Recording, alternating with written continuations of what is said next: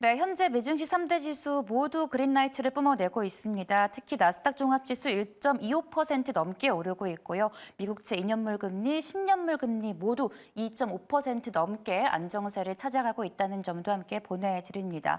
또 M7 종목들 대부분 오늘 오름폭을 키우고 있고요. 특히 엔비디아가 2.27%, 애플은 어제 이어 오늘도 1%대 강세 흐름 보내고 있다는 점 전해드립니다.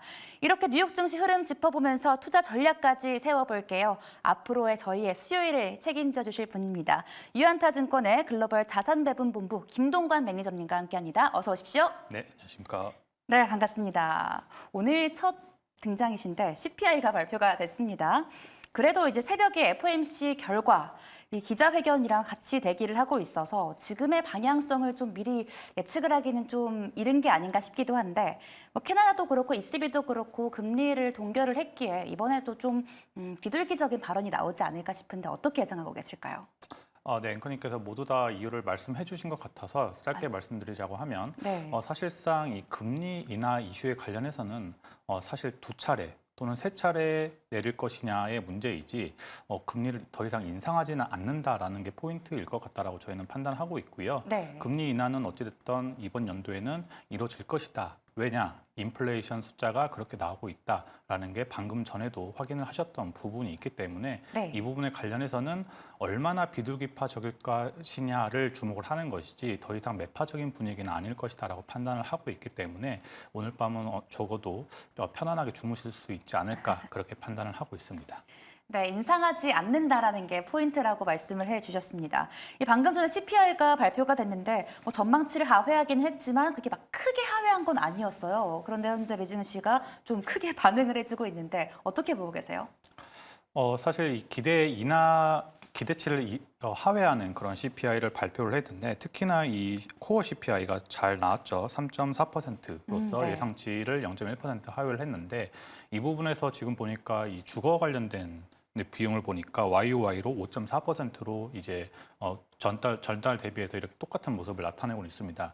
이 기존적으로 저희가 이제 분석을 해보았을 때 이 가장 스티키한, 가장 끈적끈적한 이 CPI에 영향을 주는 가장 큰 비중을 차지하는 이 주거 비용 관련해서는 보통 대략 1년 반에서 2년 후에 후행을 하면서 이렇게 하락을 하는 그런 모습을 나타내고 있다. 이런 측면이 있고요. 그런 부분에서 지금 거의 1년 8개월 이상, 1년 10개월 정도 다가오는 시점이기 때문에 이런 주거 비용, CPI의 즉 한 50에서 60% 이상을 차지하는 이 CPI도 떨어진다라고 하면은 네. 연말에는 충분히 2%대 돌입을 할 수 있지 않을까 그렇게 판단을 하고 있기 때문에 인플레이션 하락이 약속되는 시점이 온다라는 측면에서 충분히 위험자산 선호 심리가 더 늘어날 수 있지 않을까 그렇게 판단을 하고 있습니다.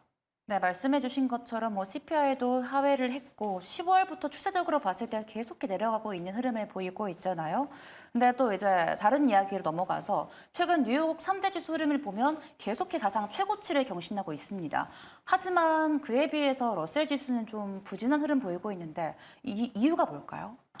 네, 관련해서는 굉장히 저희는 늘 말씀드리지만 펀더멘털적으로 이익 추정치가 나스닥 그리고 S&P 500, 즉 대형주가 너무 강하고 네. 이 중소형주는 아직까지 그 이익 추정치가 따라가지 못하는 게 가장 크다라고 말씀을 드릴 수가 있겠습니다. 지금 먼저 차트를 보시는 것처럼 YTD 기준으로 했을 때 나스닥과 나스닥 100이 두 자릿수죠. 뭐 14, 12%, S&P 500도 12% 이상 오르는 반면에 러셀 2000은 마이너스 0.2%, 굉장히 지지부진한 모습을 나타내고 있다라고들 이렇게 볼 수가 있겠습니다. 네. 관련해서는 당연히 이제 지금 현재 보시는 것처럼 페드워치의 금리 인하 시기가 7월이 아니라 9월에서 11월 점차 이렇게 늦어지는 측면이 있기 때문에 이러한 부분에서 아직까지는 이 부분은 역시나 위험 요소로 작용을 할 수 있다라는 측면에서 매크로적인 측면에서 그렇게 아직까지는 완벽하게 안정화되지 않았다라고 판단을 할 수가 있겠고요. 네. 만약에 오늘 점도표가 기존의 전망치였던 세 차례 인하 수준으로서 굉장히 긍정적으로 나온다라고 하면은 당연히 중소형주도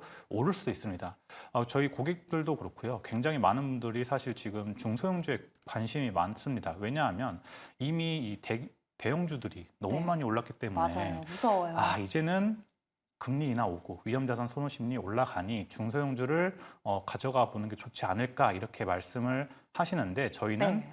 그것보다는 여전히 지금은 대형주 위주가 좋다라고 판단을 하고 있는데 먼저 관련해서 지금 보시면은 네. 금리 인하가 되고 나서 얼마나 뒤에 이 중소형주가 이 수익률을 따라잡고 계속해서 상승 랠리를 펼치는를 살펴보니까 지금 보시는 것처럼 6개월에서 12개월 뒤에 이렇게 상승을 하는 모습을 나타낼 것이다라고 하는 확률이 더 높게 나타나고 있습니다. 그만큼 이제 금리 인하가 시작되고 나서 2분기 정도 뒤에니까 저희가 봤을 때는 25년도 2분기 정도 됐을 때 이렇게 중소형주를 담아보는 것이 좋지 않을까 그렇게 판단을 할 수가 있겠고요.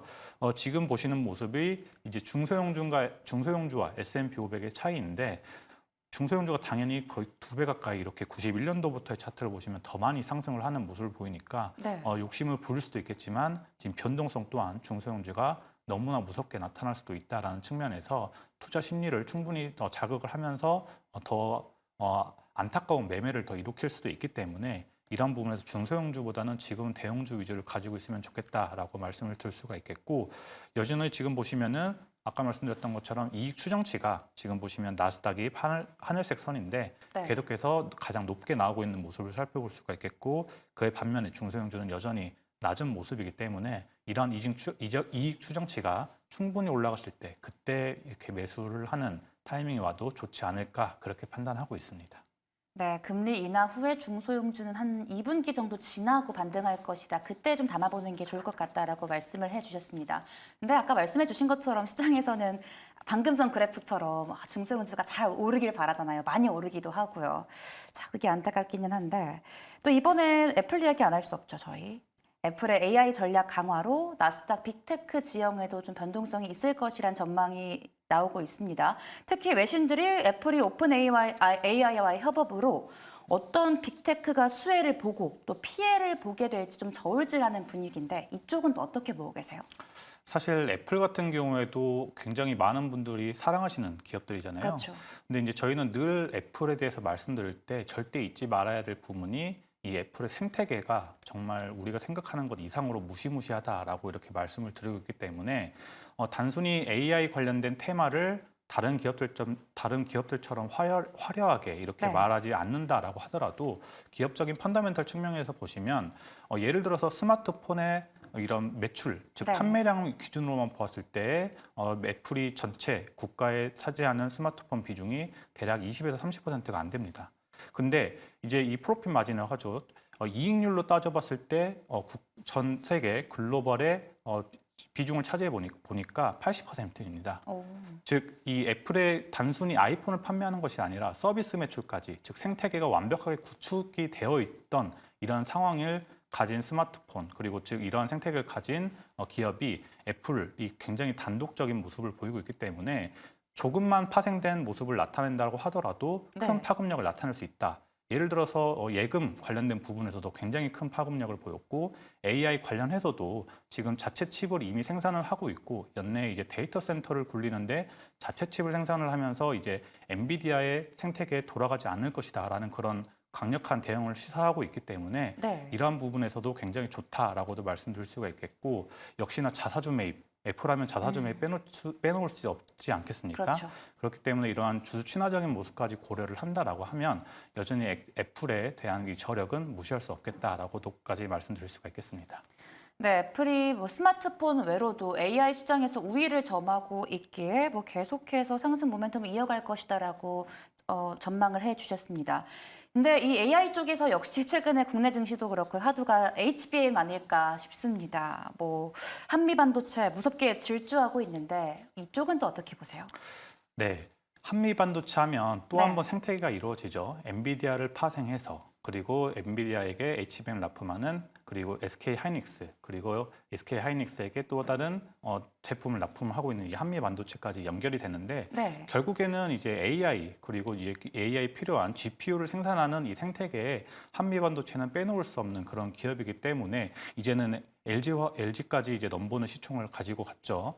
그런 부분에서 과연 이 한미 반도체 기술력을 누군가 따라잡을 수 있을 것인가라고 네. 봤을 때 아직은 경쟁 상대가 그렇게 많지 않습니다. 오. 그런 부분에서 이제 저희가 작년부터도 계속 말씀드렸던 부분에 있어서 SK 하이닉스를 너무나 지겹도록 말씀을 드렸는데 이 한미 반도체도 마찬가지입니다. 그러니까 결국에는 펀더멘털적으로 어떠한 기술력을 가지고 있고 어떠한 시장 점유율을 가지고 있나 그런 부분을 살펴보았을 때 한미 반도체의 기술력 또한 그러한 위치를 차지하고 있다라는 분석이 계속해서 나오고 있고 네. 이제 이 월에 생산되는 이 기계 관련해서도 점점 상향 조정이 되고 있지 않겠습니까? 그런 부분에서 계속해서 수요가 늘어나고 있다는 측면까지 고려를 해보았을 때 한미 반도체의 이번 신고가는 너무나 당연한 수준이 아니었나 그렇게 판단하고 있습니다. 그럼 장기적으로 봐도 더 갈 수 있다라고 생각을 하세요? 한미 반도체? 네, 그렇습니다. 지금 엔비디아를 지금 작년부터 많은 분들께서 이제는 고점이다, 이제는 고점이다라고 말씀하셨지만 네. 사실상 지금 현재 엔비디아를 대체할 수 있는 상품이 없다시피 어. 한미 반도체도 마찬가지 있지 않을까 그렇게 판단을 하고 있고요.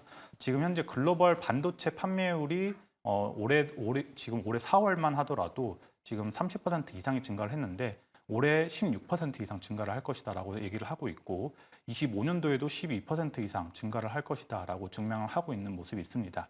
그리고 이 TSMC 같은 경우에도 지금 5월 달 매출이 발표가 되는데 30% 이상 급등을 하게 되면서 네. 지금 역대 최고 매출 세 번째를 기록을 하는 모습으로서 계속해서 5나노 미만의 공정에서의 매출이 늘어나고 있다는 측면까지 고려를 해본다라고 하면 충분히 상승 랠리를 펼칠 수 있지 않을까 그렇게 판단하고 있습니다. 네, 엔비디아를 예로 들어주시니까 이해가 확 되었던 것 같습니다. 이 TC 본더 쪽에서는 한미 반도체를 이길 자가 없다라고 말씀을 해주셨습니다. 그러면요, 저희 테슬라 최근 M7 종목들 잘 갈 때 부진하지 않았습니까? 뭐 수익성이 먼 로보택시부터 뭐 수조 원의 보상 패키지 등 이렇게 악재가 좀 쌓여 있는데, 근데 지금 월봉으로 주봉으로 보면 많이 눌려 있거든요. 지금 좀 저가로 매수하기에는 어떻게 생각하세요? 이 부분은? 네, 테슬라가 지금 저평가를 받고 있는 건 분명한 사실이다라고 판단을 하고 있고요. 테슬라 같은 경우에는 앞전에도 애플도 말씀드렸다시피 이 자체 생태계를 이미 보유를 하고 있는 그런 기업입니다.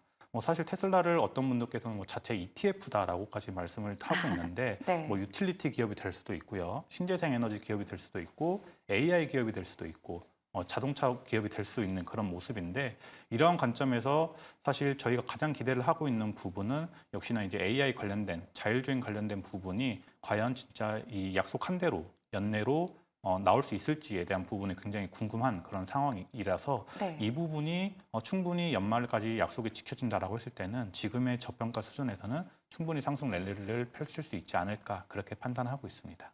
네, 이 FSD 관련된 부분이 확인이 되면 충분히 상승 모멘텀 가져갈 수 있다라고 말씀을 해주셨습니다.